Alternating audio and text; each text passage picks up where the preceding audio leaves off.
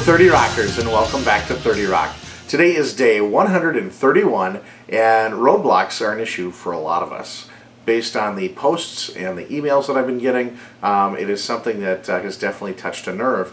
And the most common theme, not surprising, but the most common theme is that folks have been really honest and have acknowledged that they are the roadblock for whatever reason that might be. There are some other roadblocks out there. You know, maybe it's geographical and not access to organics or things like that. But for the most part, we are our own roadblock. And I think one of the reasons for that is A, we're not finding victory out there. But there's another reason as well that came up in an interesting way today. So I was up at the office, and one of the guys there just welcomed his first baby into this world. And so, you know, traditional guy stuff, you know, you bring in cigars, right? And so I went up there, and now it was also his birthday, so there was pizza beforehand, which I skipped, and then went up for the traditional cigar, of course. And so here in this picture, we look macho, we know what we're doing.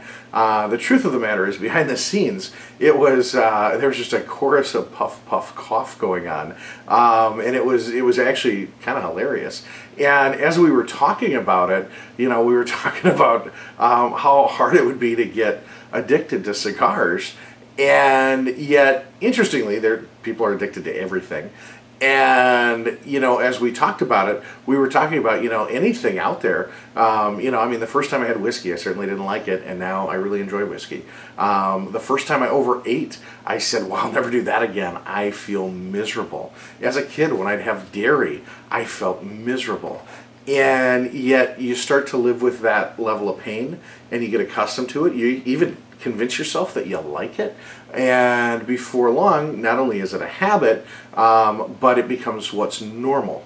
And so all of a sudden we have these roadblocks because we're doing things that are out of the norm, if you will. And yet the reality is that I didn't come out with a whiskey and a slice of pizza and a cigar. Nobody did.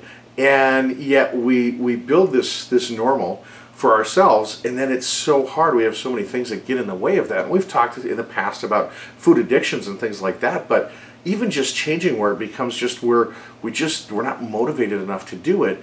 And one of the things about eating the raw food lifestyle is that it helps to motivate you because you've got the energy and you start to regain some of your health.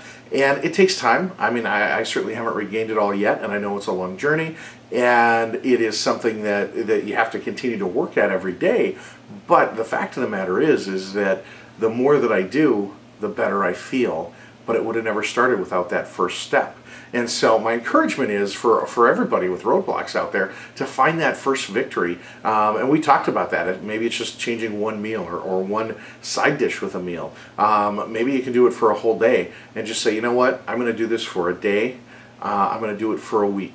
And it doesn't have to be 100% raw. It just has to be better stuff in our bodies. As I went on my medical rant yesterday, one of the comments that came up was talking about how, once you start using, certain drugs to cure problems that we have, or not to cure them, but to take away the symptoms of the problem, all of a sudden you have to start limiting your intake of certain fruits and vegetables because they have the same effect. So we know that food is medicine. We know it has the power to heal. We have all this head knowledge, and it's just a matter of taking that first step.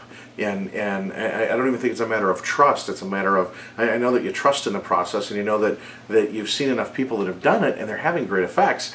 It's a matter of just saying, I am going to do this, and I'm not going to worry about the pizza that's become normal for me. Instead, I'm going to worry about my health and getting back to normal, and whatever that is for you. For me, I don't know what normal will look like once I'm to where I want to be. I just know it's so far off that I don't need to think about it even. All I need to think about is each and every new day that keeps coming up. The other thing I want to address, somebody asked, are you still losing weight? And I am not weighing in right now.